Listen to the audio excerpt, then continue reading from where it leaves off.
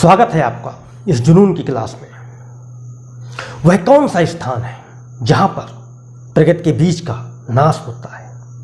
वह कौन सा स्थान है जहां पर प्रगति के बीज का उद्गम होता है?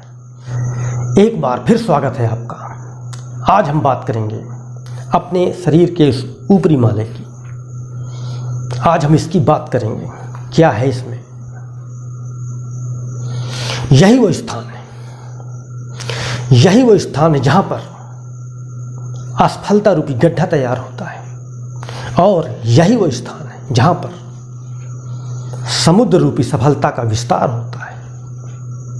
यही वो स्थान है जहां पर पराजय रूपी कीचड़ निकलता है, और यही वो स्थान है जहां पर विजय रूपी गंगा का प्रवाह होता है।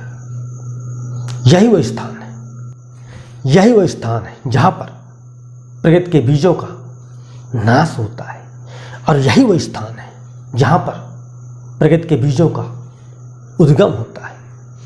यही वो स्थान है जहां पर हार रूपी दुर्गंध पैदा होती है, और यही वो स्थान है जहां पर जीत रूपी सुगंधित पुष्प खिलते हैं।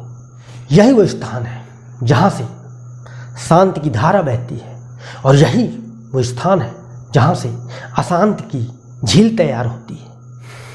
यही वो स्थान है, यही वो स्थान है जहां पर खजूर रूपी एक ऐसा वृक्ष तैयार होता है जहां पर किसी के लिए छाया नहीं होती, और यही वो स्थान है जहां पर पीपल रूपी एक महान वृक्ष तैयार होता है जहां पर सबके लिए छाया होती है।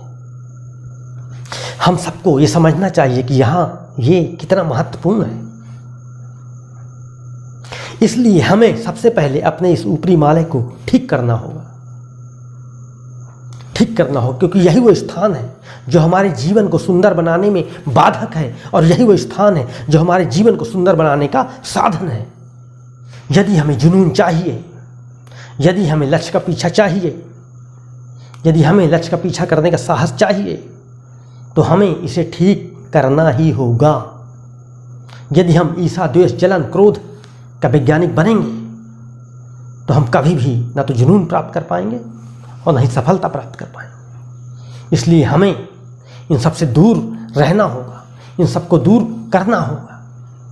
यदि किसी को क्रोध आता है, खूब क्रोध आता है, तो करिए, खूब क्रोध करिए, लेकिन किस पर?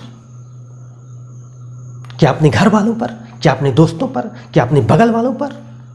क्रोध आता है तो खूब करिए, अपने लक्ष्य पर क्रोध करिए, अपने लक्ष्य का पीछा करिए क्रोध से कि ये मुझे मिल क्यों नहीं रहा, मैं इसे पा कर रहूँगा। अपने लक्ष्य का पीछा करिए, क्रोध से करिए। क्रोध करना है तो अपने लक्ष्य पे करिए। जो व्यक्ति लक्ष्य का पीछा करता है वह ईर्ष्या, द्वेष, जलन, क्रोध की भावना से परे होता है, तब वो अपने लक्ष्य का पीछा कर पाता है। इसलिए आप लोग इतना समझ लें, यदि एक महान लक्ष्य हासिल करना है या अपना मनपसंद लक्ष्य हासिल करना है, तो हमें ईर्ष्या, द्वेष, जलन, क्रोध की भावना से दूर रहना होगा। जुनून की इस क्लास में आज इतना ही। जुनून की अगली क्लास में हम आपसे फिर मिलेंगे जुनून के कुछ नए सिद्धांतों, कुछ नए तत्वों, कुछ नवीन जानकारियों के साथ। तब तक अपने लक्ष्य पर जुनून के साथ जुटे रहिए। नमस्कार, जय हिंद, वंदे मातरम।